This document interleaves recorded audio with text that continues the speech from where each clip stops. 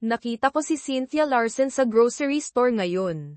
Nabanggit niya na bumalik na si Jack sa bahay para patakbuhin ang negosyo ng pamilya habang ang kanyang kapatid, si Jeff, ay nagpapagaling mula sa isang aksidente.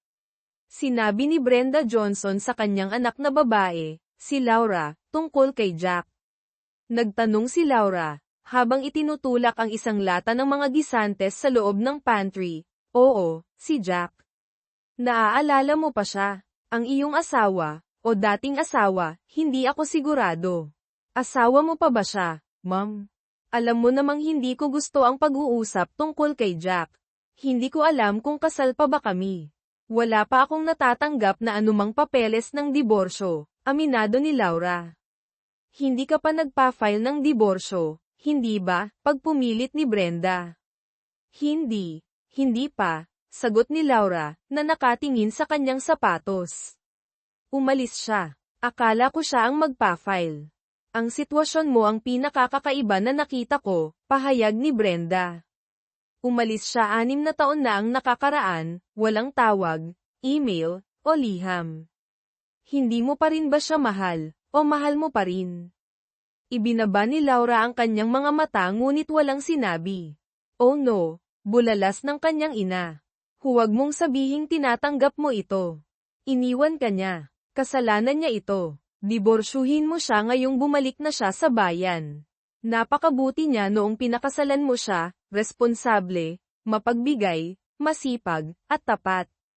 Tapos umalis siya. Bata ka pa. Kailangan mo ng mapagkakatiwalaang lalaki at isang magandang pamilya. Ako ang gumagawa ng sarili kong mga desisyon, Ma'am. Ako ay 27. Mayroon akong magandang trabaho at sariling bahay. Hindi ako pabigat sa inyo ni Dad. Tigilan mo na ang panghihimasok sa buhay ko, sagot ni Laura. Gusto ko lang na maging masaya ka. Hindi ka naging masaya simula nang umalis si Jack. Kung mahal ka niya, hindi siya aalis. Siguro may girlfriend siya. Hindi magloloko si Jack, sagot agad ni Laura.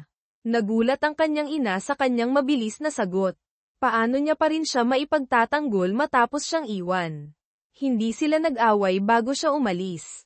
Ano kaya ang naging sanhi ng biglaang paghihiwalay? Sigurado si Brenda na hindi sinasabi ni Laura ang buong katotohanan.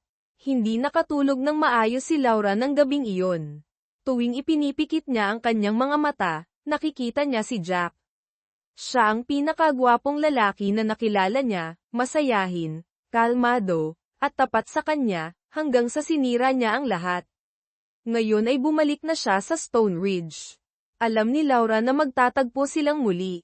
Hindi niya alam kung ano ang sasabihin sa kanya. Tila walang kabuluhan ang isang paghingi ng tawad, walang mga salita upang ilarawan ang kanyang pagsisisi. Nasira ang kanilang relasyon, hindi na sila maaaring maging katulad ng dati. Pagkaraan ng 2 araw mula nang unang bumisita si Laura sa kanyang ina, bumalik siya. Dumating ang kanyang nakababatang kapatid, si Kate, isang graduate student sa Ohio State University, pagkatapos ng trabaho mula sa kanyang summer job sa isang lokal na media group.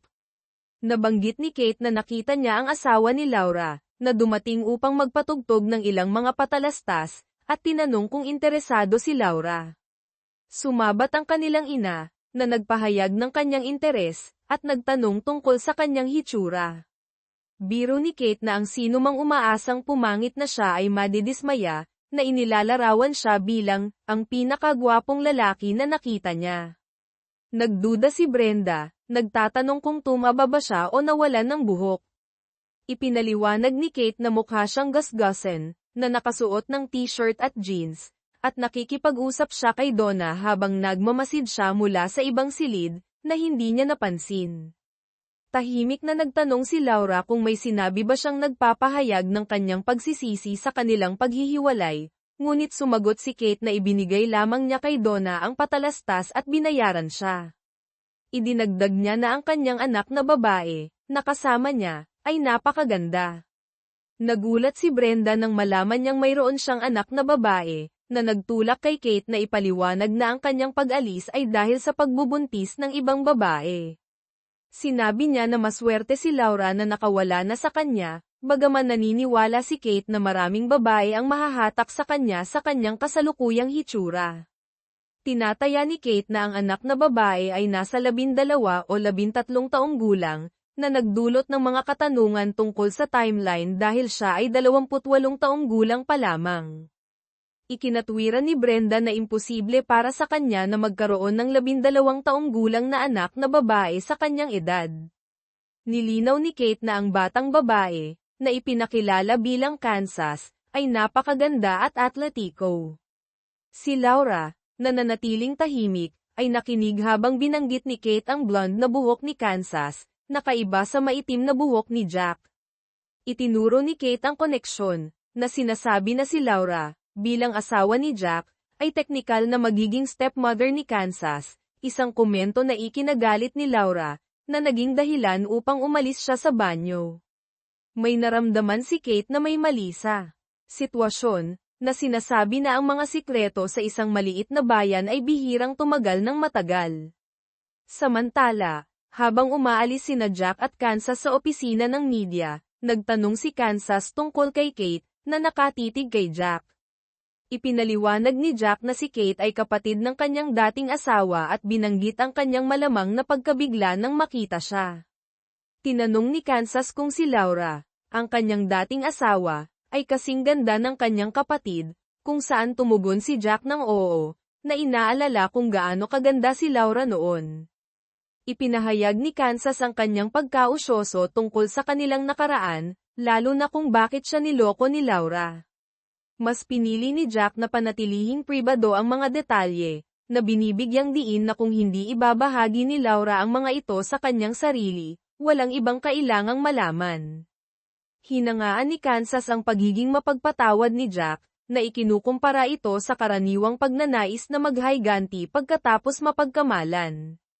Nagpahayag siya ng pasasalamat para sa mga pangyayari na humantong sa kanila sa Thompson, kung saan nadama niyang maswerte siyang magkaroon kay Jack bilang isang ama, kahit na si Brian, ang kanyang tunay na ama, ang naging pinakamahusay. Nagbahagi si Jack ng isang malungkot na ngiti, na kinikilala ang mga tagubilin ni Brian para tawagin siya ni Kansas na Daddy, kung komportable siya. Inamin ni Kansas ang kanyang pagmamahal kay Jack at ang pagtanggap na naramdaman niya mula sa kanya, na binanggit ang kanilang parehong apelyido bilang isang magandang detalye. Nagmuni-muni si Jack tungkol sa pag-iisip ni Brian sa pagpaplano para sa kinabukasan ni Kansas, na inaalala ang proseso ng pag-aampon at ang hiling ni Brian na maging ama ni Kansas si Jack. Muling sinabi ni Kansas ang kanyang pagmamahal kay Jack at pag-aalala tungkol sa paghahanap ng bagong ina habang legal pa ring kasal si Jack. Tiniyak ni Jack sa kanya na tututuon sila sa pag-aayos bago isaalang-alang ang diborsyo, na binibigyang diin na kailangang tanggapin ng sinumang potensyal na bagong kapareha si Kansas ng buo. Sa isang taos-pusong sandali, niyakap ni Kansas si Jack, at tiniyak niya sa kanya ang kanyang walang pag-aalinlangang pagmamahal at pangako, na nagpapaalala sa kanya na siya at ang kanyang mga magiging anak ay palaging magiging kanyang pamilya. Ipinaliwanag ni Jack sa kanyang ina kung anong mga paksa ang hindi maaaring pag-usapan nang lumipat sila ni Kansas. Tutulong siya sa negosyo ng pamilya sa konstruksyon ngunit hindi niya papayagan ang panghihimasok sa kanyang personal na buhay. Mabilis na sumang-ayon ang kanyang ina, si Janet, habang naghuhugas. Narinig ni Jack si Kansas na nakikipag-usap kay Janet. Lola, nakita namin ang kapatid ni Laura, si Kate. Napakaganda niya. Sa tingin mo ba ay kasing ganda ni Laura ang kanyang kapatid?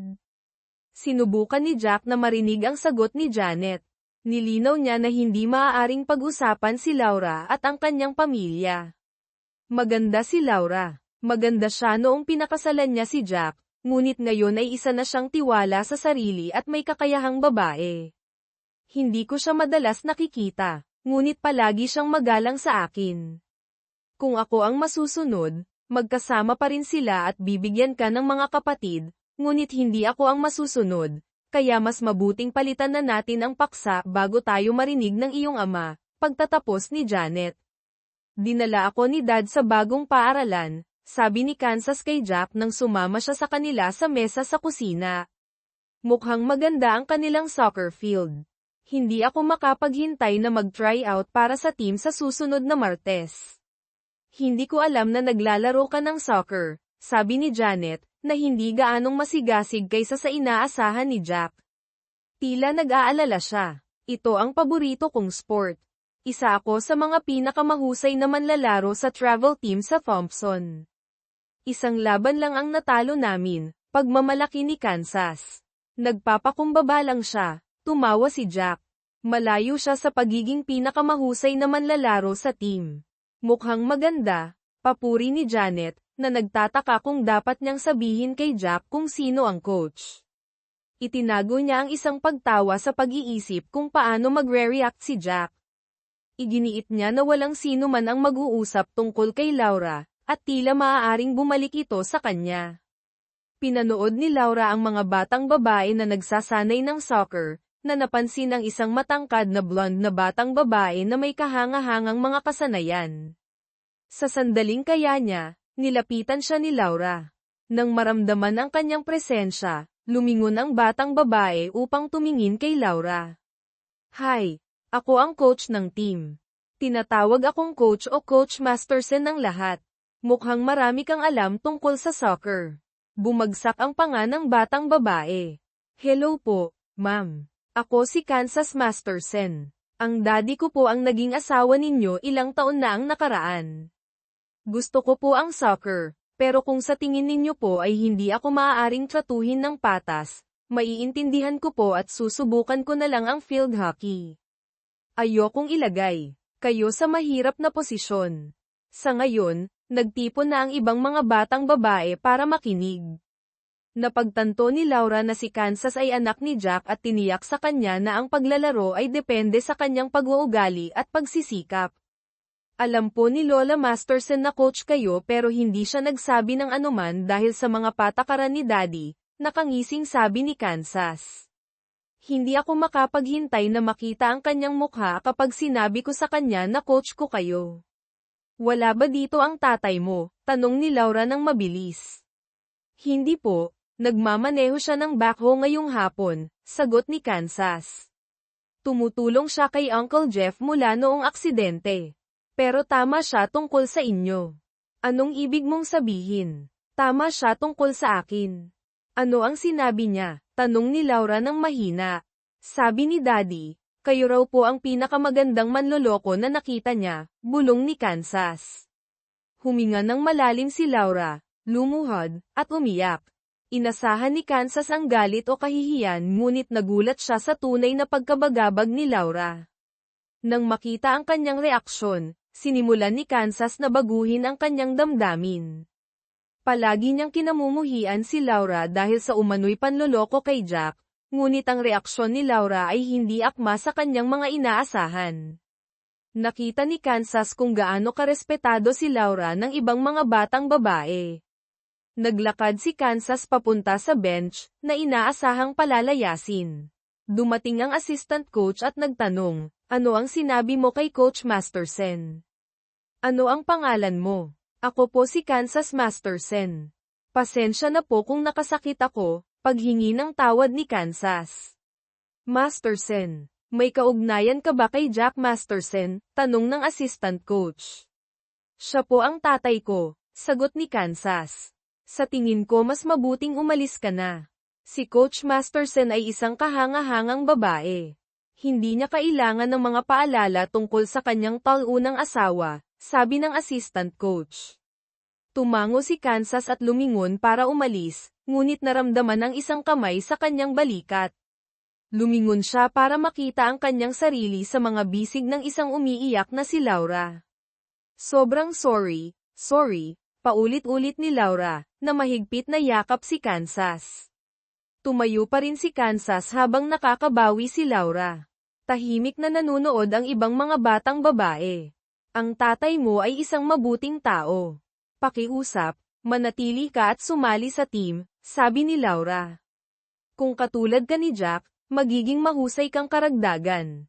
Pangako ko, hindi na ako muling magiging emosyonal.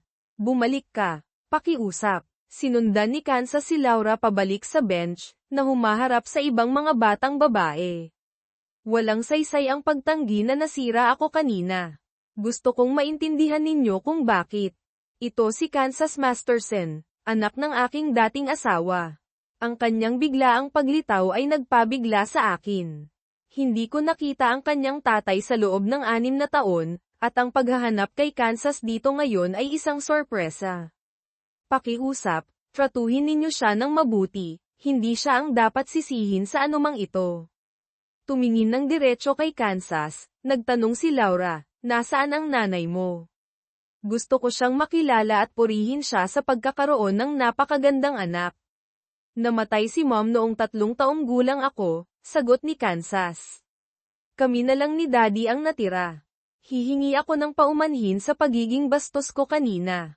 Pinarurusahan ako ni Daddy sa pagiging bruha ko.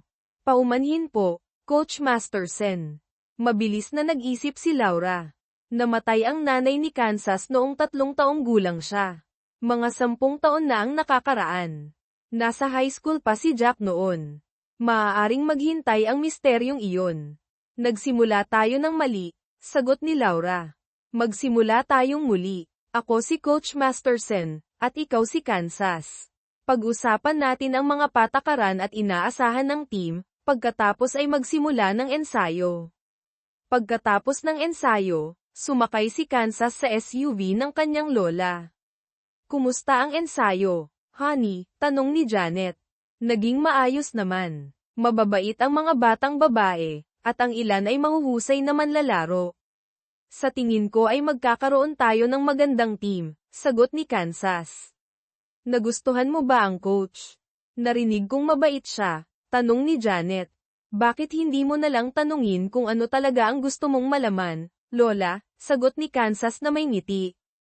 Magaling. Paano kayo nagkasundo ni Laura? Nagulat ba siya nang malaman niya kung sino ka? Tanong ni Janet. Nagustuhan niyo po ba siya? Mas mabait siya kaysa sa akala ko. Nag-aalala pa rin siya kay Daddy pagkatapos ng 6 na taon. Hindi sinabi ni Jack sa sino man kung bakit niya siya iniwan. Hindi ko alam kung gaano karami ang sinabi niya sa iyo, ngunit tila mahal na mahal nila ang isa't isa. Pagkatapos isang gabi, umalis si Jack, pag-alala ni Janet. Sa tingin ko hindi na siya muling nakipag-usap kay Laura. Narinig kong hindi niya alam kung bakit umalis si Jack. Hindi niya masisisi si Daddy, alam niya mismo kung bakit siya umalis. Siya ang nagtulak sa kanya na umalis, galit na sabi ni Kansas. Okay, sa tingin ko na pag-usapan na ni Jack iyon. Ikinatwiran ni Janet, maaari mo bang sabihin sa akin kung bakit siya umalis? Si Dad o si Coach lang ang makapagpapaliwanag. Ipinangako ko kay Dad na hindi ko sasabihin sa sino man, sagot ni Kansas. Nang makauwi si Jack, tinanong niya si Kansas tungkol sa ensayo sa hapunan. Hindi nagsimula ng maayos, pag-amin ni Kansas. Naguluhan si Coach nang sinabi ko sa kanya ang pangalan ko, pero nag-usap kami at naayos din. Napansin ni Jack na nangisim ang mukha ng kanyang ina at alam niyang may mas malalim pa rito. Kaibigan ni Laura ang coach mo. Sa tingin mo makakakuha ka ng patas na pagsusuri. Si Laura Masterson ang coach ko, Dad. Nawalan ng imik si Jack, na napagtanto niyang nagkamali siya sa hindi pag-alam ng higit pa tungkol sa kasalukuyang sitwasyon ni Laura. Malapad na ngumiti ang ina ni Jack. Alam niya kung anong conclusion ang naabot ni Jack. Mom, maaari mo bang sabihin sa amin ni Kansas ang higit pa tungkol kay Laura? Kailangan naming regular na makipag-usap sa kanya, pag-amin ni Jack. Si Laura ay isang guro sa matematika sa Stone Ridge High School at nagtuturo ng soccer sa loob ng 3 taon. Noong nakaraang taon, 2 laro lang ang natalo nila. Siya ay single o kasal pa rin sa iyo, depende sa kung anong mga chismis ang paniniwalaan mo. Karamihan sa mga tao ay nag-iisip na tumakas ang kanyang asawa isang gabing maulan dahil mayroon siyang girlfriend. Hindi iyon totoo. Hindi kailanman nanloko si Daddy, tumutol si Kansas. Ano ang sinabi ko sa iyo tungkol sa ganyang uri ng pag-uusap, pagputol ni Jack? Magsalita at kumilos ng may paggalang kay Laura. Pakiusap, Huwag kang gumawa ng anumang bagay na kailangan kong humingi ng paumanhin. Namula ang mukha ni Kansas habang nakatingin siya sa kanyang plato. Huminga ng malalim si Jack. Anong ginawa mo, Kansas? Gaano kasama? Maaaring tinawag ko siya ng masamang pangalan, ngunit humingi ako ng paumanhin. Sa tingin ko ay okay na kami ngayon. Tratuhin niya ako ng pareho sa ibang mga batang babae sa panahon ng ensayo. Ano ba talaga ang sinabi mo? Tanong ni Jack. Bumulong si Kansas sa kanyang tainga. Hindi marinig ni Janet ngunit nakita niya ang hindi masayang reaksyon ni Jack. Kansas, may sinabi ako sa iyo ng palihim, at hindi mo ito mapanatiling lihim, reklamo ni Jack. Nailagay ako niyan sa hindi komportableng posisyon. Matuto ka sa pagkakamaling ito. Pinagsisihan ko ito sa sandaling sinabi ko ito, mas nasaktan siya kaysa sa inaasahan ko, pag-amin ni Kansas. Sinabi niya sa mga batang babae na ikaw ang kanyang dating asawa. Ngayon makakahanap na kami ng bagong asawa para sa iyo. Nahirapan si Laura na umasal ng normal sa pamamagitan ng sesyon ng pagsasanay ng team. Sa bahay, umupo siya sa kanyang paboritong upuan at umiyak ng maraming oras. 2 linggo pa ang pasukan sa paaralan, ngunit nagsimula na ang pagsasanay sa mga palakasan sa Taglagas. Kailangan pa ring maghanda si Laura para sa ensayo sa soccer, kahit na hindi niya kailangang magturo. Habang nagmamadali siya sa kanyang SUV upang kunin ang kanyang gamit sa team, halos mabangga siya kay Jack Masterson. Hi, Laura. Maaari ba kitang makausap? Gusto kong humingi ng paumanhin. Siguro, sagot ni Laura, bagaman nakita niyang katawa-tawa ang ideya na humingi ng paumanhin si Jack sa kanya. May problema ba? Sinabi ni Kansas sa akin kung ano ang sinabi niya kahapon. Mali iyon. Sinubukan kong palakihin siya ng mas mahusay. Hindi ko dapat sinabi sa kanya kung bakit kami naghiwalay. Siya at ang pinsan kong si Brian ang tanging nakakaalam, sabi ni Jack. Bata pa siya at gustong saktan ka. Hindi maiwasan ni Laura na mapansin kung gaano kaganda ang hitsura ni Jack sa isang simpleng t-shirt at jeans. Ang kanyang mga kalamnan ay defined, at ang kanyang buhok ay mas mahaba ngunit bagay sa kanya. Ang kanyang panga ay matigas, at ang kanyang ngiti ay nakakahawa. Wala siyang sinabi. Hindi totoo. Alam nating dalawa iyan, Jack. Maliban kung sa tingin mo ay maganda ako, iyon lang ang bagay na maaari mong pagtalunan, sagot ni Laura, na pinupunasan ang mga luha. Ayokong magdusa ka dahil sa nangyari 6 na taon na ang nakakaraan, sagot ni Jack.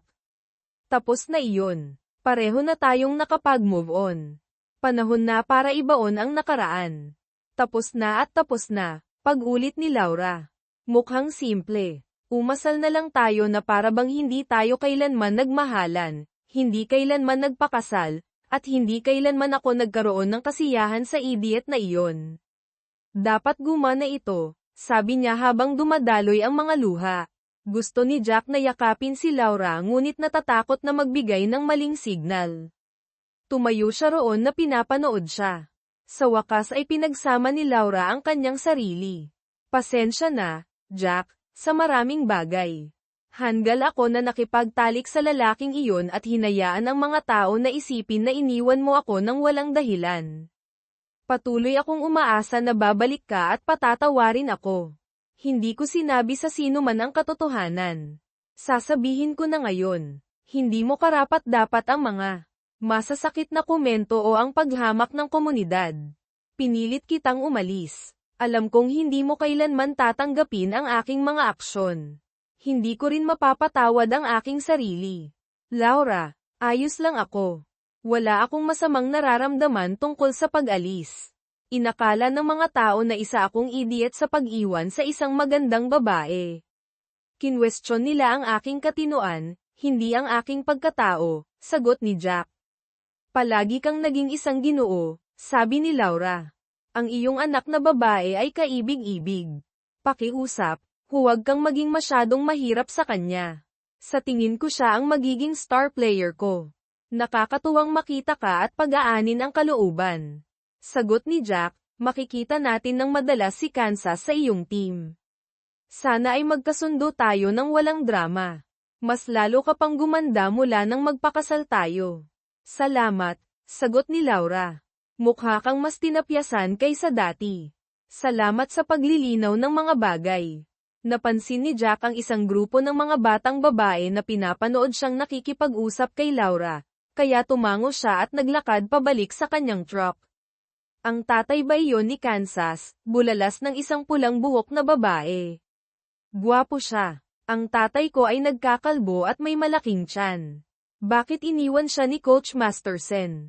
Nagtataka ang isa pang batang babae. Siguro sasabihin ko sa nanay ko tungkol sa kanya sa panahon ng soccer season. Madalas ilabas ni Laura ang kanyang mga magulang para kumain sa labas. Pagkatapos ng ikalawang gabi ng ensayo, nagtipon ang pamilya para kumain. Kumusta ang team? Tanong ng kanyang ama. Maglalaro bang kasing ganda ang mga batang babae noong nakaraang taon?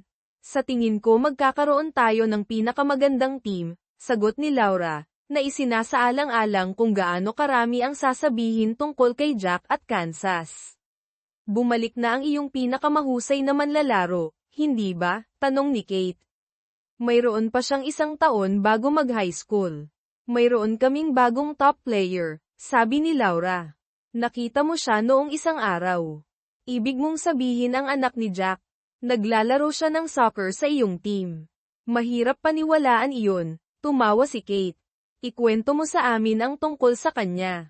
Mabilis siya, atletiko, at matalino. Gusto siya ng karamihan sa mga batang babae, paliwanag ni Laura. Mabait din siya. Wow, bulalas ni Kate. Paano siya nag-react sa iyo? Alam ba niya na stepmom niya ang kanyang coach? Nagulat siya tulad ko nang ipakilala ko ang aking sarili bilang Coach Masterson. Alam niyang kasal ako sa kanyang tatay. Sa tingin ko ay magkakasundo kaming mabuti. Nakita mo na ba si Jack? Tanong ni Janet. Kinausap ka ba niya? Kinausap ko siya ngayon bago ang ensayo. Inayos namin ang ilang mga bagay. Hindi ito naging kasing awkward ng kinatakutan ko, pag-amin ni Laura. Ano ba talaga ang nalaman mo? Tanong ni Janet. Humingi siya ng paumanhin. Nagkaroon kami ng mature na pag-uusap ng walang mga akusasyon.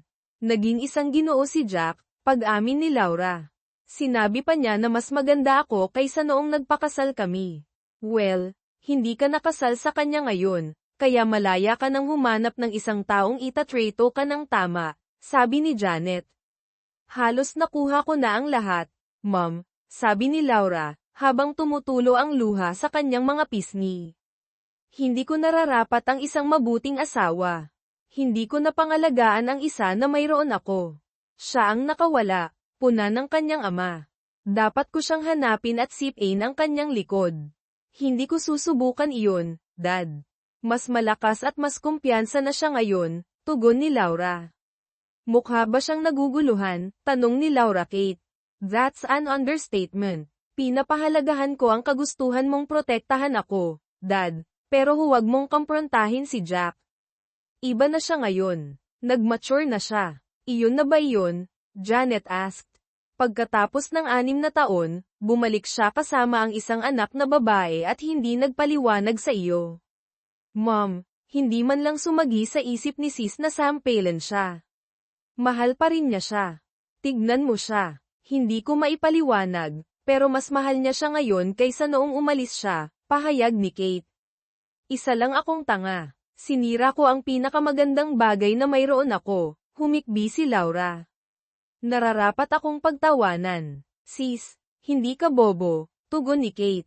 Kung mahal mo pa rin siya, nasa panig mo ako. Gusto kitang makitang masaya ulit. Walang kahit sino ang maaaring gawin.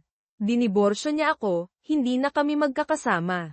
Tulungan mo akong tanggapin na tapos na ito. Niyakap ni Kate ang kanyang kapatid. Nagpa siyang kausapin si Jack at tingnan kung mayroon pang pag-asa na magkasama silang muli. Kinabukasan, nagbibigay ng utos si Jack sa kanyang mga tauhan nang dumating si Kate. Alam ng mga lalaki ang tungkol sa kanyang kasaysayan kay Laura at nanatiling tahimik habang papalapit siya. Ano ang maitutulong ko sa iyo, Kate? Tanong ni Jack sa propesyonal na paraan. Gusto kitang isama sa pananghalian sa Ellie's. Magkita tayo doon sa tanghali. Pumayag si Jack, dahil ayaw niyang tumanggi sa harap ng iba. Palagi niyang gusto si Kate at wala siyang problema na makipagpananghalian sa kanya. Nakaupo na si Kate nang dumating si Jack. Tumayo siya at niyakap siya. Salamat sa pagpunta, Jack. Ang ganda mo. Naging isang magandang babae ka, Kate. Nakakaginhawa sa ego ko na makitang kasama ka, tugon ni Jack. Palagi kang isang maginoo. Umorder na tayo at magkumustahan. Marami akong tanong, pag-amin ni Kate. Una, paano ka naging ganito ka-fit? Pagkatapos nilang mag-order, sinimulan ni Jack na sagutin ang mga tanong ni Kate. Noong umalis ako sa Stone Ridge, dinalaw ko ang aking pinsan na si Brian. Nagkausap kami sa Facebook at palagi siyang pala kaibigan. Ang asawa ni Brian, si Anna, ay namatay ilang taon na ang nakalipas. Si Kansas ay 7 noong una ko siyang nakilala. Si Brian ay na-diagnose ng cancer 18 buwan na ang nakalipas. Naging malapit kami, at nagpasya siyang tulungan akong legal na ampunin si Kansas bago siya mamatay. Tinapos namin ang lahat bago siya pumanaw, paliwanag ni Jack ng malungkot. Oh, Jack, tiyak na mahirap iyon. Si Kansas ay isang kahanga-hangang babae. Nakakamangha na ang isang solong lalaki ay maaaring mag-ampon ng isang teenager na babae. Nabalitaan ko kung gaano kahirap iyon, sabi ni Kate. Hindi ko alam na diniborsyo ako ni Laura, kaya ipinahiwatig ko sa mga papeles na ako ay kasal. Si Kansas ang buhay ko ngayon. Hindi ko maisip na wala siya. Nag-aalala siya tungkol sa ampon at gusto niya akong tulungang maghanap ng asawa, tugon ni Jack. Alam ni Kate na iniisip ni Laura na diniborsyo siya ni Jack, habang iniisip ni Jack na diniborsyo siya ni Laura. Itinago ni Kate ang impormasyong iyon para sa susunod. Jack, gusto kitang kausapin tungkol kay Laura. Alam mo kung gaano siya kaganda. Nagtapos siya at nakuha ang kanyang teaching degree 2 taon na ang nakalipas. Bumili siya ng isang maliit na ranch at sinasamba siya ng mga bata sa paaralan. Wala siyang nakikita simula nang umalis ka. Mayroon bang kahit anong pagkakataon na magkabalikan kayong dalawa? Kayo ang perpektong mag-asawa, sabi ni Kate. Pasensya na, Kate, hindi iyon mangyayari. Pareho na kaming nagbago at naghiwalay ng landas. Wala nang natitira sa pagitan namin, tugon ni Jack. Pero pareho kayong nagbago para sa ikabubuti, pagtatalo ni Kate. Sigurado akong mahal ka pa rin niya, Jack. Ano ang nangyari para umalis ka? Hindi niya ako sinisi. Sinabi lang niya na hindi kami nagkasundo at umalis ako. Patuloy siyang naghintay na bumalik ako, sabi ni Jack na may bahagyang ngiti. Inabot ako ng 6 na taon, pero ngayon ay bumalik na ako. Ano ang ginagawa mo? Malinaw na lumaki ang iyong mga muscles, puna ni Kate. Bumili si Brian ng isang malaking bodega noong huling recession. Gumawa siya ng isang gym at isang dojo. Sinimulan naming magdaos ng mga yoga class sa itaas. Naging isang yoga instructor ako, personal trainer, at weekend sensei para sa mga teenager. Natapos mo ba ang iyong degree? Tanong ni Kate. Oo, kumuha ako ng mga night class at nakakuha pa ng isang teaching certificate. Nakatulong ito noong nagtuturo ako ng martial arts at yoga. Pareho kaming may degree ni Brian, na nagpatingkad sa aming pagiging lihai-timo. Nagpaalam, niyakap ni Kate si Jack. Nasiyahan ako sa ating pananghalian. Pasensya na hindi ka babalik kay Laura, pero sana ay manatili tayong magkaibigan. Gustong-gusto ko iyon, tugon ni Jack. Kamustahin mo na lang ako sa iyong mga magulang. Papayuhan kitang iwasan sila. Hindi sila masaya sa kinalabasan ng mga bagay-bagay kay Laura, payo ni Kate. Hindi iyon nakakagulat, humalakhak si Jack. Hindi ko sila masisisi sa hindi nila pagkakagusto sa akin. Magugulat ako kung hindi nila ako mahal. Kinabukasan, mas maganda ang pakiramdam ni Laura. Napatawad na niya si Jack at ang kanyang sarili. Hinihiling niya na sana ay hindi siya nagloko at mahal pa rin siya ni Jack, pero kailangan niyang magpatuloy. Sa practice, nakita ni Laura si Kansas na nag-eehersisyo ng stretching. Sumali rin sa kanya ang ibang mga babae. Paano ka nakabaluktot ng ganyan at napananatili ang iyong balanse? Tanong ng isang babae pagkatapos mahulog. Mukhang nilalabanan mo ang gravity. Tinuruan ako ng aking ama ng stretching mula sa yoga at martial arts. Kaya niya kayong turuan, pero hindi ko kaya. Kaya kong gawin ito, pero hindi ko alam kung paano ito ituro, pag-amin ni Kansas. Kaya ng iyong ama. Kaya niyang gawin ang mga stretches na iyon, tanong ng isang hindi makapaniwalang kaibigan. Akala ko hindi kaya ng mga lalaki na bumaluktot tulad ng mga babae, lalo na ang mga lalaki na may muscles tulad ng sa iyong ama. Kaya nila kung pagsisikapan nila. Mas gusto ng karamihan sa mga lalaki ang martial arts kung saan maaari silang sumuntok at hamarang. Ang karamihan sa pangangatawan ni Dad ay nagmumula sa yoga. Baka kaya niya kaming ipakita kung paano, iminungkahi ng isa pang babae. Baka pagkatapos ng practice ay maaari kaming magtagal para matuto. Hindi ko alam kung may oras si Dad. Isa pa, sa tingin ko hindi. Papayag si coach dito. Sobra siyang maingat sa pakikitungo sa mga menor de edad na babae. Palaging mayroong kahit isang nakatatanda na naroroon sa panahon ng mga session. Kansas. Kung gusto ni Jack na ipakita sa mga babae kung paano gawin ang mga stretches, malugod akong magtatagal at magbabantay, singit ni Laura. Gusto ring sumali ang ilan sa amin na mga nanay. Kailangan ko ang kahit anong pagpapabuti, dagdag ng isang medyo sobra sa timbang at kulay pulang buhok na babae. Magsisimula tayo bukas. Magbihis ng naaayon para sa yoga. Ako ang magtuturo sa mga babae, na malamang na mas mabilis na susulong. Hindi dapat magalit ang mga nanay kung mas mabilis na susulong ang mga bata, babala ni Jack. Hindi kailanman nagawa ni Jack na panatilihing mas maikli sa isang oras ang kanyang mga yoga session. Nagsikap ng husto ang mga babae, na naglalayong tularan ang biyaya at lakas ni Kansas. 3 solong nanay din ang dumalo ng tapat, na malinaw na interesado sa higit pa sa yoga.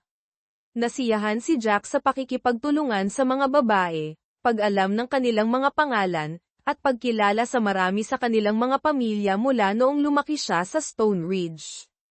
Pinahahalagahan niya kung gaano nila kaseryoso ang kanyang mga tagubilin. Iba si Laura. Mas konserbatibo ang kanyang pananamit kaysa sa ibang mga nanay pero mukhang kamangha-mangha. Siya ay payat, malakas, at kayang makabisado ang maraming posisyon sa yoga pati na rin, kung hindi man mas mahusay kaysa sa mga babae.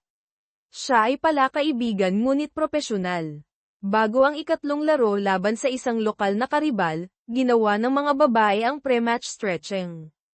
Nagpatugtog ng musika si Kansas, kumuha ng isang Bluetooth speaker, habang pinamumunuan ang kanyang koponan. Pinanood ng mga manlalaro at tagahanga mula sa ibang paaralan ng may pagkamangha. Ang kanilang pagtatanghal ay humantong sa isang matatag na tagumpay laban sa kanilang kalaban. Pagkatapos ng laro, lumapit si Kansas kay Laura na may isang ideya. Naisip mo na bang sumali sa Harper's Soccer Tournament? Ang aming koponan ay perpektong akma sa 12 hanggang 14 na grupo. Sa tingin ko magagawa namin ng maayos. Alam ko ang tungkol sa tournament, pag-amin ni Laura. Matindi ang kompetisyon, at ang bayad sa pagpasok ay $500. Hindi aaprubahan ng school board ang gastusin na iyon. Paano kung gumawa kami ng nakapag-iisa sa paaralan, at nag-donate ng bayad sa pagpasok ang isang lokal na negosyo, tanong ni Kansas ng seryoso. Nakita ni Laura ang determinasyon kay Kansas at sa ibang mga babae. Gusto nilang makipagkumpetensya at magkaroon siya bilang kanilang coach.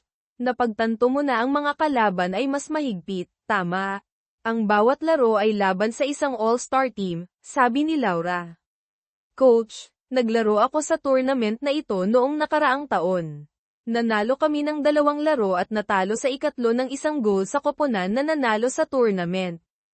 Alam kong sapat na mahusay ang aming koponan. Kailangan lang namin ng isang mahusay na coach. Sinabi mo na mayroon ka ng isang sponsor, tanong ni Laura. Oo, Sasakupin ng mga lokal na negosyo ang bayad sa pagpasok at mga motel room. Ang tournament ay sa Columbus Day weekend, kaya naroroon kami sa loob ng 3 gabi. Hinangaan ni Laura ang pagpaplano at sigasig ni Kansas. Ipinagmamalaki niya ang koponan at nagpas siyang suportahan sila. Gawin natin ito, pagpayag ni Laura. Walang mas mahusay na paraan upang mapabuti kaysa sa paglalaro laban sa pinakamahusay. Sabihin mo sa akin kung ano ang kailangang gawin. Salamat, Coach. Naghiyawan ang mga babae. Inabot ni Kansas kay Laura ang isang papel. Narito ang site at ang iyong login. Kailangan mo kaming irehistro bago maghating gabi.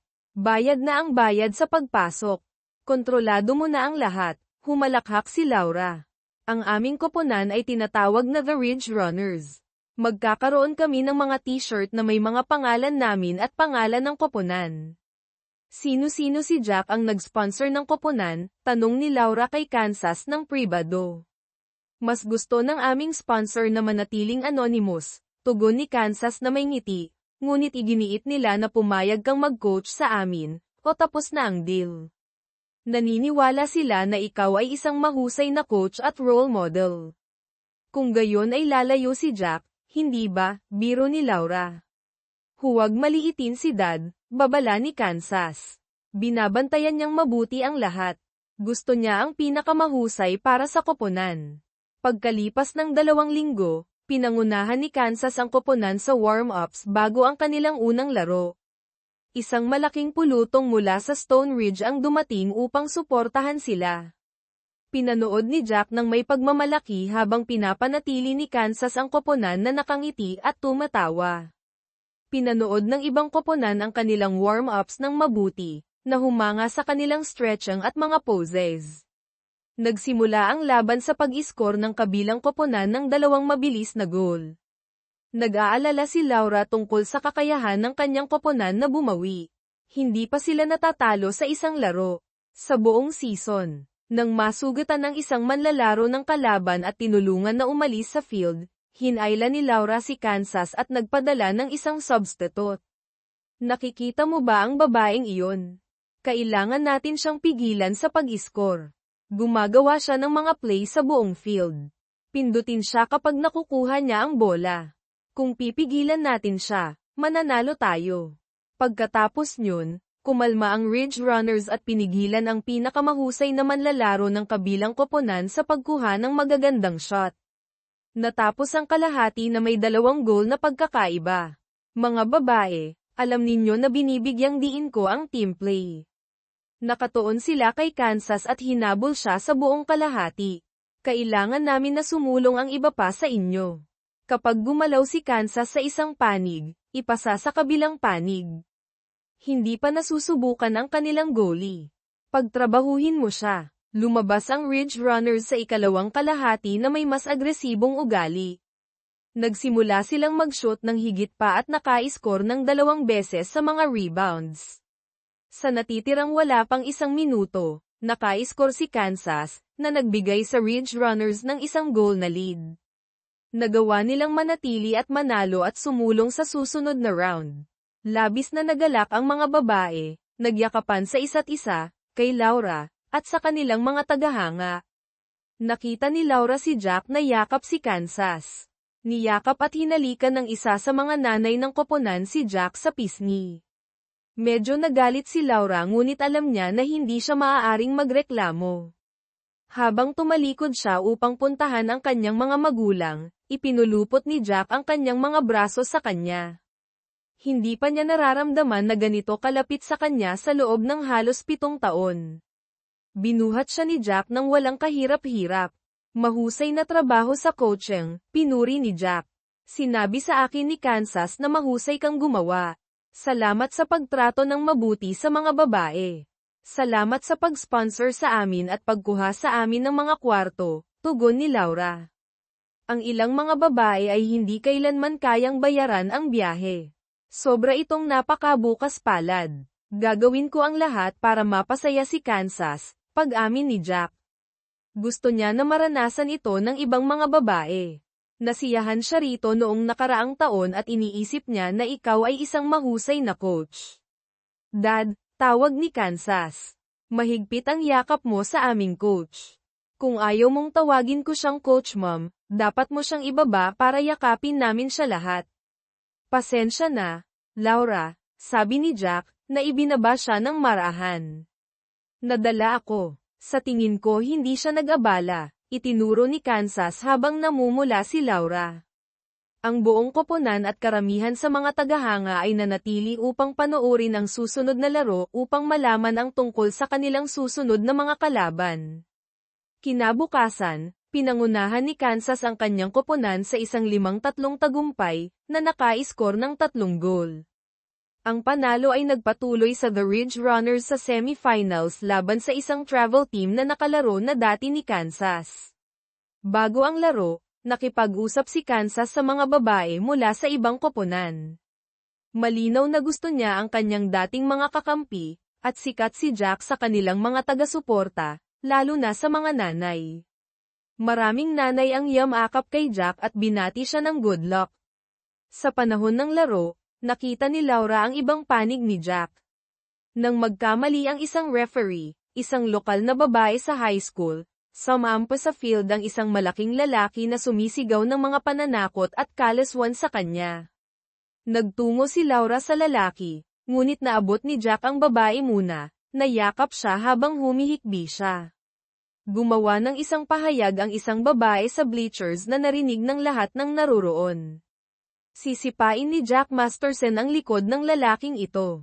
Narinig ng bastos na lalaki ang pahayag at humarap kay Jack. Baka nadala lang ako. Wala akong ibig sabihin dito.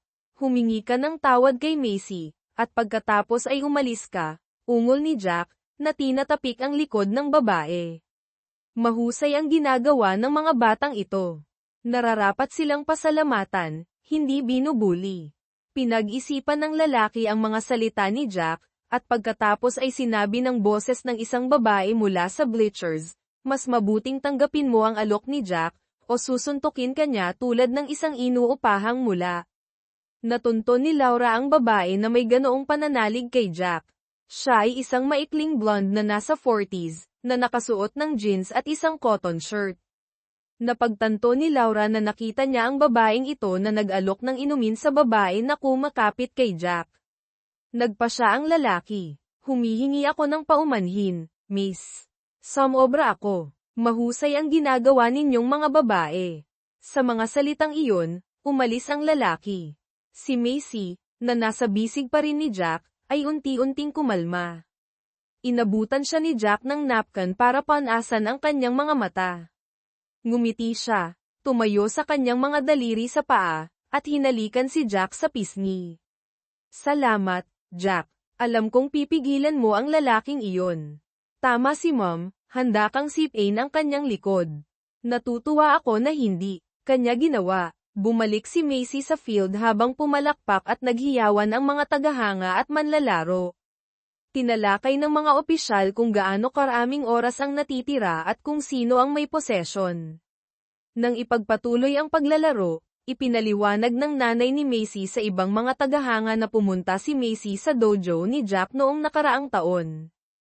Iniisip niya na binibitin ni Jack ang buwan, at hindi ako maaaring makipagtalo doon. Walang maaaring manlay ng isang babae kapag naroon si Jack. Si Rick Jefferson ay isang malaking lalaki at kilalang lumalaban. Natatakot ako na sasaktan niya si Jack, sabi ng nanay ng isang Ridge Runner. Jack Masterson, tanong ng nanay ni Macy. Nakita mo na ba siyang makipagkumpitensya? Sisipain ni Jack ang likod ng lalaking iyon. Ipinagpatuloy ang paglalaro na may natitirang wala pang 1 minuto. Nakuha ni Kansas ang possession at ipinasa sa isang kakampi na naka-score ng nanalong goal. Nang matapos ang laro, niyakap ni Kansas ang karamihan sa natalong koponan. Ipinagmamalaki ni Jack ang kanyang sportsmanship. Mahigpit na niyakap ng nanay ni Macy si Jack. Alam ni Macy na maaasahan kanya. Bumuti ang kanyang mga grado, at pupunta siya sa isang state college sa susunod na taglagas upang maging isang guro. Itinakda mo siya sa tamang landas. Bakit narito si Rick Jefferson? Tanong ng isang ama ng isang Ridge Runner. Si Sarah ang kanyang pamangkin. Naka-score siya ng nanalong goal, tugon ng kanyang asawa.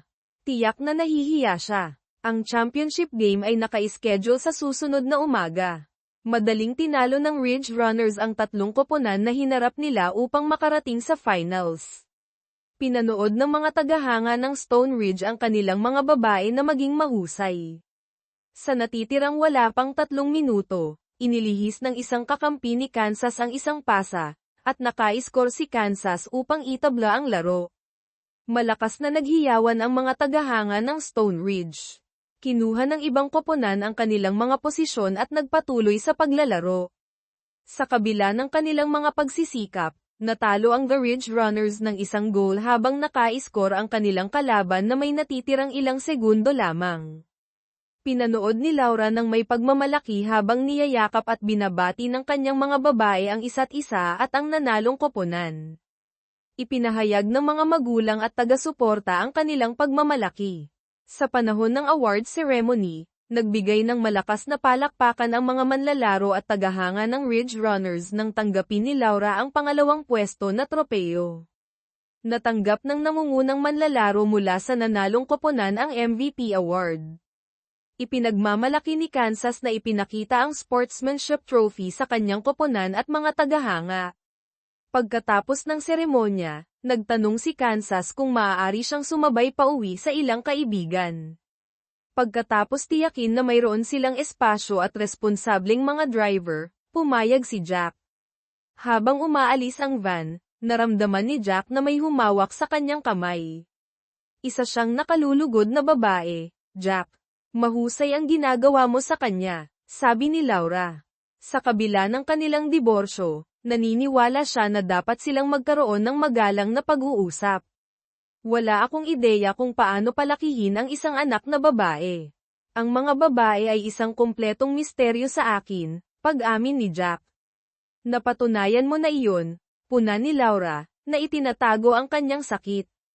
Jack, nagkamali ako. Wala akong dahilan. Tama kang iwanan ako. Maaari ba tayong mag-usap ng walang panlalait at galit? Tama ka, Laura. Hindi na kailangang pag-usapan ang nakaraan. Mahusay ang ginawa mo sa coaching. Mataas ang pagtingin ni Kansas sa iyo. Pinahahalagahan namin kung gaano ka makatarungan sa kanya. Baka naging handal ako noong nagpakasal tayo, ngunit hindi ako kailanman naging mapaghiganti. Gusto ko si Kansas at umaasa akong mananatiling kaibigan niya pagkatapos ng season, kung hindi mo ito ikokonsidera. Gusto ko iyon. Kailangan niya ang mga adult role model. Mabuti ka para sa kanya, tugon ni Jack. Mahusay ka sa kanya, sabi ni Laura. Ang lahat ng narinig ko tungkol sa iyo ay positibo mula noong bumalik ka sa Stone Ridge. Oo, bago iyon, hindi masyado. Natuto ako mula sa aking mga pagkakamali. Pinapanood tayo ng iyong mga magulang. Mukha silang nagagalit, puna ni Jack. Oo, sinisisi ka nila dahil hindi ko kailanman sinabi sa kanila kung bakit ka umalis, pag-amin ni Laura. Mahusay silang mga magulang. Hindi sana nakatulong sa kanila na malaman. Salamat sa pakikipag-usap sa akin. Mabuti kang tao. Pagkatapos, umuwi si Laura kasama ang kanyang mga magulang. Ano ang pinag-usapan ninyo ni Jack? Tanong ni Brenda. Pamilya. Sinabi ko sa kanya na mahusay siyang gumagawa kay Kansas. Sinabi niya na mahusay kayong mga magulang, tugon ni Laura. Sinabi ba niya iyon bago o pagkatapos makita kaming nagpapaputok ng mga punyal sa kanya? Tanong ni Janet. Pagkatapos niyang maintindihan kung bakit hindi ninyo siya gusto, sabi ni Laura. Hindi ko nakikita kung paano siya naging makatwiran, maliban sa kanyang kasal. Sumimangot ang kanyang ama. Pagkalipas ng 3 araw sa hapunan, napansin ni Kate na masama ang mood ni Laura.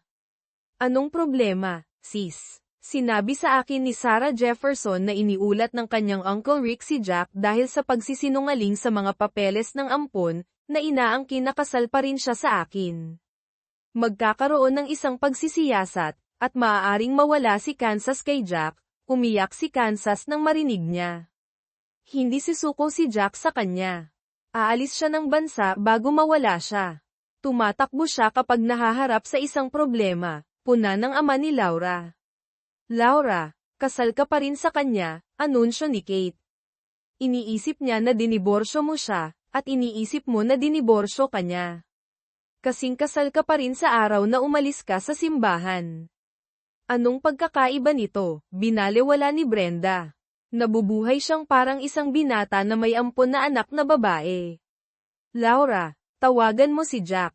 Sila ni Kansas ay maaaring lumipat sa iyo at maging pamilya na ipinangako niya sa korte, paghimok ni Kate.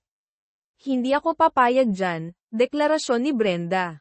Hindi mo na siya kilala. Maaari siyang maging mapanganib, Maria. Hindi malupit si Jack. Hindi niya ako sasaktan kailanman, paggiit ni Laura. Pupuntahan ko siya ngayon din.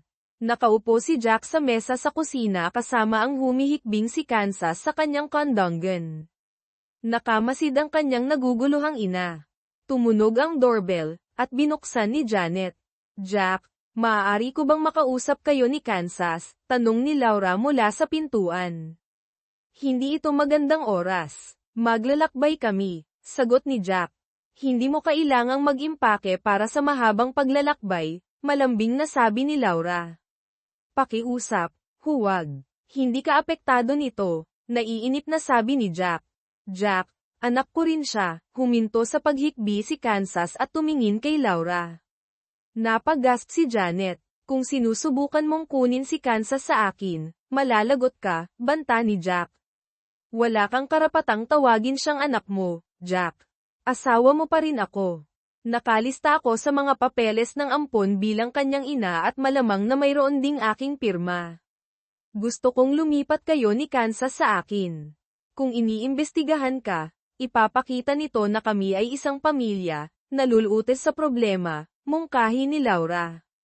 Maaaring manatili si Kansas sa bayan, pumunta sa parehong paaralan, at maaari ka pa ring tumulong kay Jeff sa negosyo. Maaaring gumana iyan hanggang sa magdesisyon ka na sawa ka na sa amin, puna ni Jack. Maaari mo kaming palayasin anumang oras. Hindi ko maaaring ipagsapalaran na masaktan si Kansas. Jack, alam mo na hindi ko gagawin iyan. Nagkamali ako noon, ngunit hindi iyon ang naglalarawan sa akin ngayon.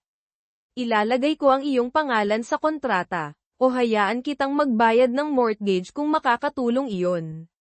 Mahal ko si Kansas na parang anak at ikararangal kong maging kanyang ina. Dad, maaari ba nating subukan? Mabait si Coach. Hindi niya tayo sasaktan, pakiusap ni Kansas. Ano ang iyong mga pagpipilian, Jack? Tumakas sa isang bansa na walang extradition. Hindi ito pelikula. May pagkakataon kang bigyan si Kansas ng isang matatag na tahanan at isang magandang paaralan kasama ang kanyang mga kaibigan. Gawin mo ang pinakamabuti para sa kanya, paggiit ni Laura. Tumahimik si Jack, nag-iisip. Sa wakas, sinabi niya, sige. Napasigaw sa tuwa ang tatlong babae. Nagmadali si Kansas upang yakapin si Laura, na humalik sa kanyang noo. Damaloy ang mga luha sa mukha ni Laura. Ayaw kong makagambala, ngunit dapat tayong kumilos ng mabilis. Hindi natin alam kung kailan maaaring dumating ang mga opisyal, anunsyo ni Jack. Tingnan muna natin ang iyong bahay at plano, syempre. Sundan ninyo ako sa aking bahay, pagsang-ayon ni Laura. Maaari ba akong sumama kay Mom? Tanong ni Kansas. Mom, ulit ni Jack. Sige, bakit parang nawalan ako ng kontrol? Dalawa lang ang iyong silid tulugan, puna ni Jack, tumitingin sa paligid ng bahay ni Laura. Paano ito gagana? Simpleng matematika, sabi ni Kansas na may ngisi. Dalawa ang magbabahagi ng silid, ang isa ay magkakaroon ng sarili. Hindi ako makikibahagi ng silid sa iyo, Kansas, pahayag ni Jack. Siyempre hindi, pagsang-ayon ni Kansas. Dalagita ako at kailangan ko ang sarili kong silid. Kayo ni Laura ay kasal, kaya ang pagbabahagi ng silid ay hindi dapat maging problema. Nagpapanggap tayong isang normal na pamilya, sagot ni Jack. Ang pagbabahagi ng kama ay higit pa doon. Ganoon ba kahirap, putol ni Laura? Dapat magkaroon si Kansas ng sariling silid. Tayo na lang ang magsama sa akin. Mayroon akong double bed para mapanatili mo ang iyong dangal. Bibigyan kita ng espasyo sa aking closet. Lumipat sina Jack at Kansas bago mag-alas 11 ng gabi. Napaluha si Laura nang tanungin siya ni Kansas, maaari ko bang tawagin kang mom? Kung magiging gawi ito, magiging natural. Kung may mag-check sa amin, honey, wala nang mas liligaya pa sa akin. Bulong ni Laura, lumuluha. Paano ang paaralan? Ano ang itatawag ko sa iyo doon? Tanong ni Kansas. Magiging mommy mo naman ako, kaya ayos lang, sagot ni Laura. Sa tingin ko hindi iyan magandang ideya, babala ni Jack. Kailangan nating kumilos na parang matagal na tayong pamilya. Kung tinawag ka ni Kansas na coach, noong nakaraang linggo, dapat niyang ipagpatuloy iyon. Ako lang ang uuwi kasama ng aking ina pagkatapos ng ensayo, tutulong sa kanya na magluto ng hapunan, at maglinis ng bahay, pangako ni Kansas. Hindi ako makapaghintay na maging bahagi ng isang tunay na pamilya. PayPal-abasin na sana ni Jack si Kansas na huwag sumobra nang mahuli ni Laura ang kanyang mata at iling ang kanyang ulo. Umakyat si Jack sa ilalim ng kumot. Nagsuot ka na ba ng pajama ngayon? Dati kang natutulog ng hubot-hubad. Sinusubukan kong maging isang ginoo mula nang tumira sa akin si Kansas, paliwanag ni Jack. Hindi ako tatawag sa pulis kung aksidente mo akong mahawakan sa iyong pagtulog, sagot ni Laura. Kung makalimutan mo kung sino ako at kumilos ng naaayon, hindi ako magrereklamo. Salamat, Laura. Halos hindi ito problema, tiniyak ni Jack sa kanya, bumaling sa kanyang likod at nakatulog. Nagising si Jack ng alas 5 ng umaga. Napansin niya na nasa kanyang panig pa rin siya ng kama. Kinabukasan ng gabi, dumaan si Laura sa bahay ng kanyang ina pagkatapos ng soccer practice. Sumunod sa kanya si Kansas at tumayo sa harap ni Brenda. Ang iyong anak na babae ay mommy ko na ngayon. Maaari ko bang tawagin kang Lola? Nawala ang determinasyon ni Brenda na magpakita ng hindi pagsang-ayon. Oo naman, maaari mo, bulalas ni Brenda, yakap si Kansas. Gusto mo ba ng gatas at cookies? Natunaw na ang puso ni Mom, biro ni Kate, yakap si Kansas. Ako ang iyong Aunt Kate, at ikaw ang paborito kong pamangkin.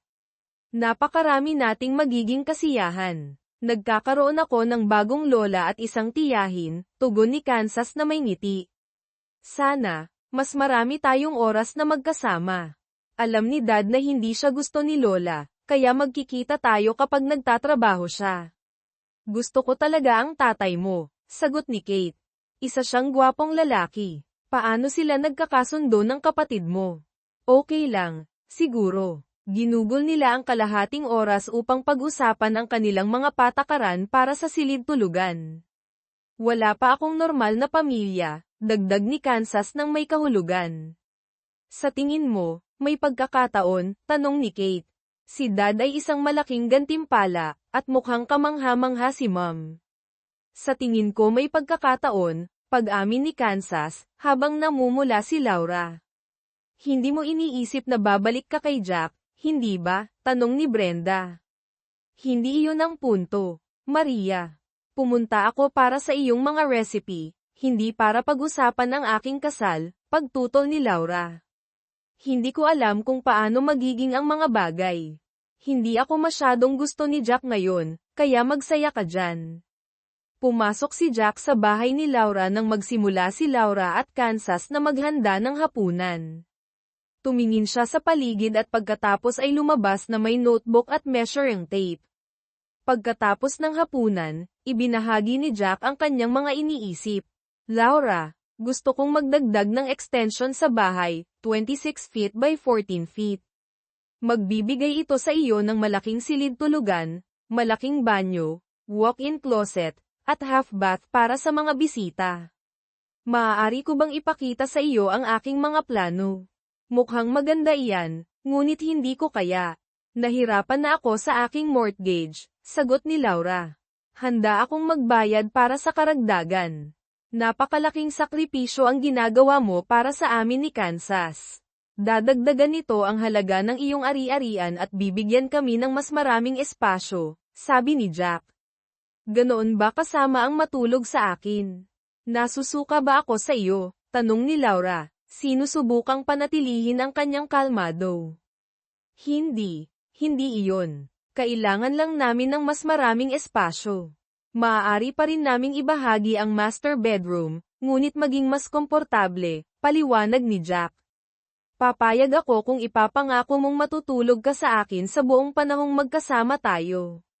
Sumang-ayon o umalis, utos ni Laura.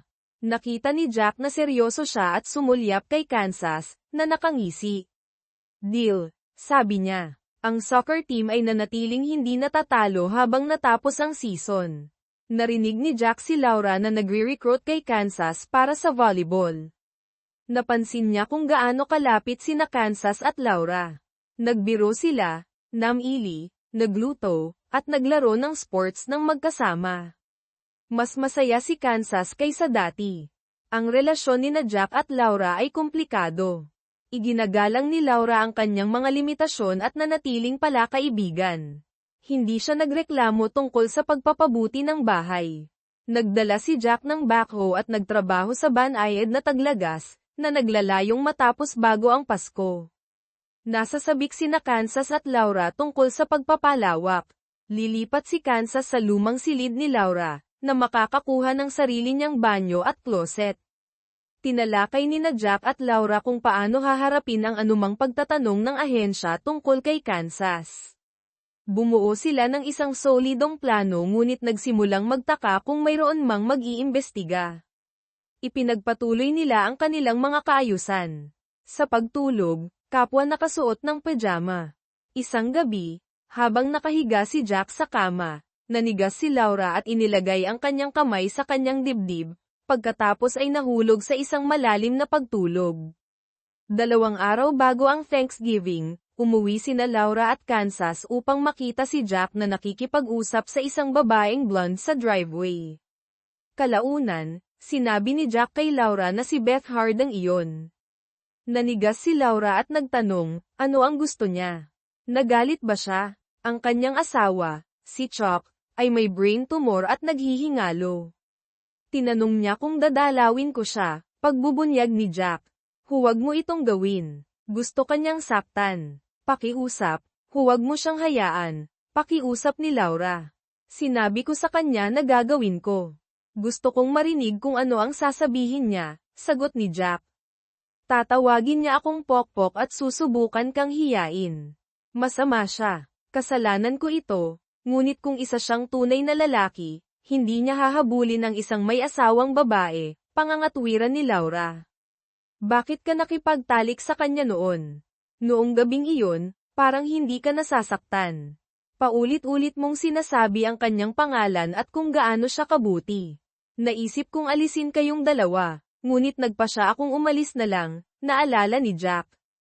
Hindi ko alam kung bakit ko ginawa iyon, hagulgol ni Laura.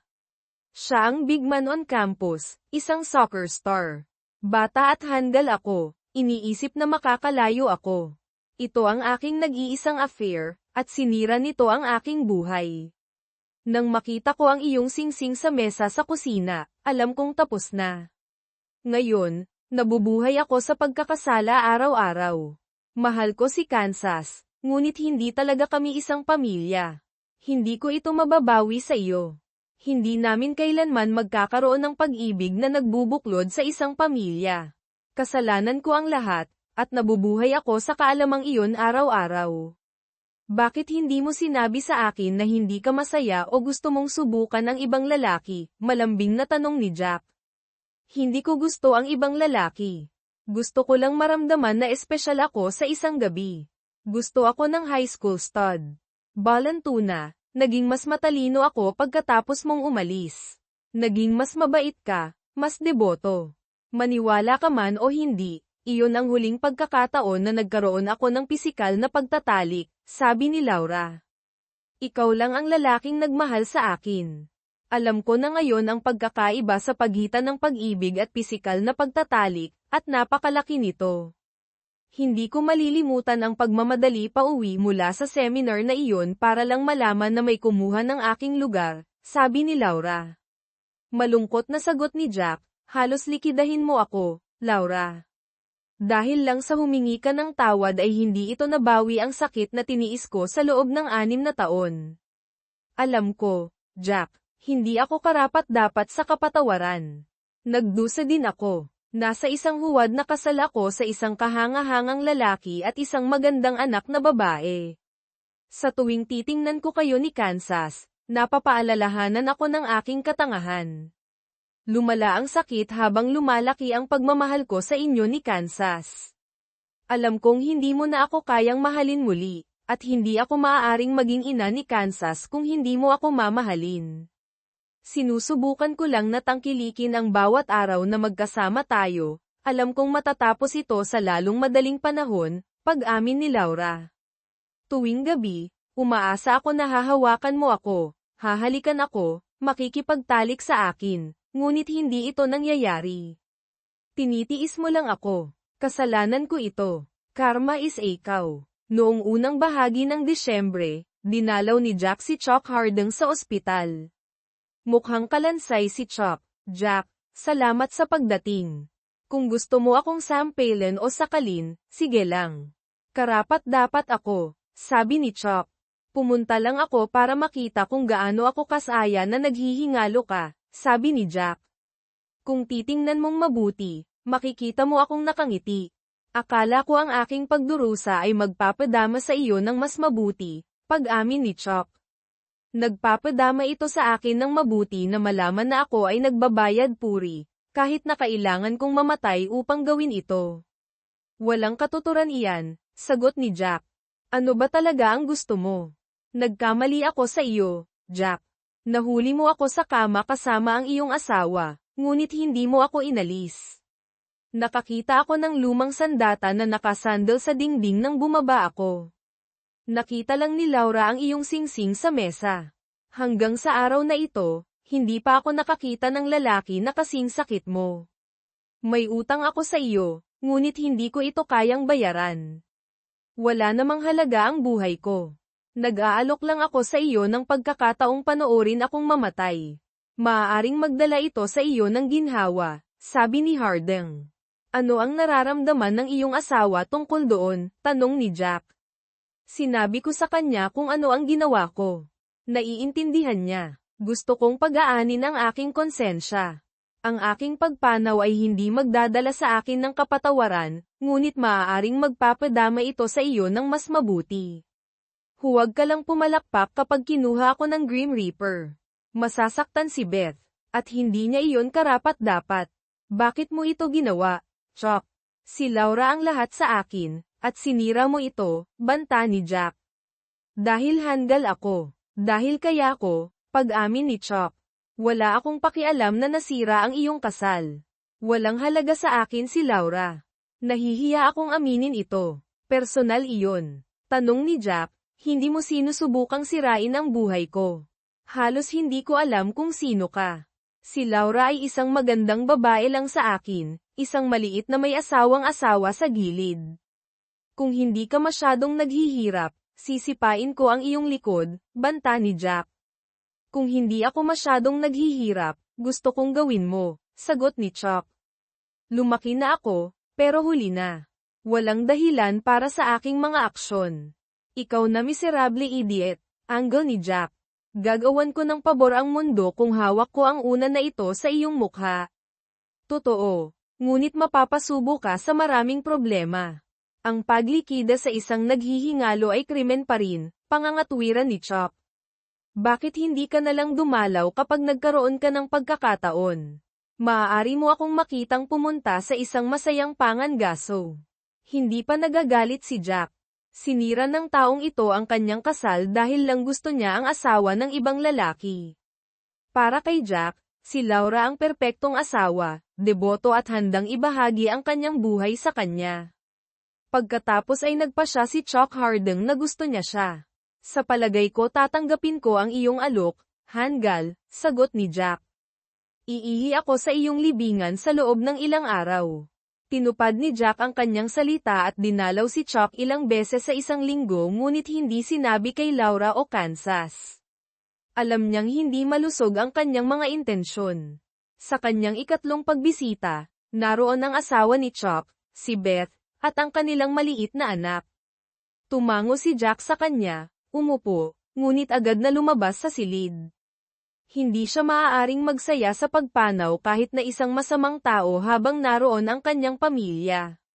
Nangako si Jack na patuloy na papanoorin si Chuck na mamatay.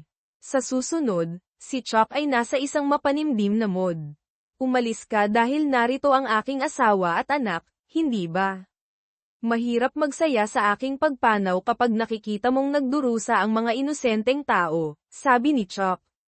Narito ako upang makita kang mamatay.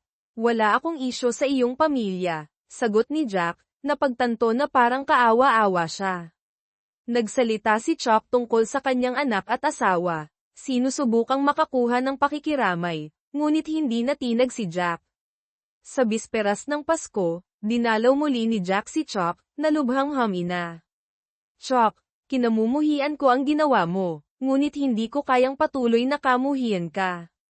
Napagtanto ko na ang pinakamahusay na paghihiganti ay ang mamuhay ng maayos.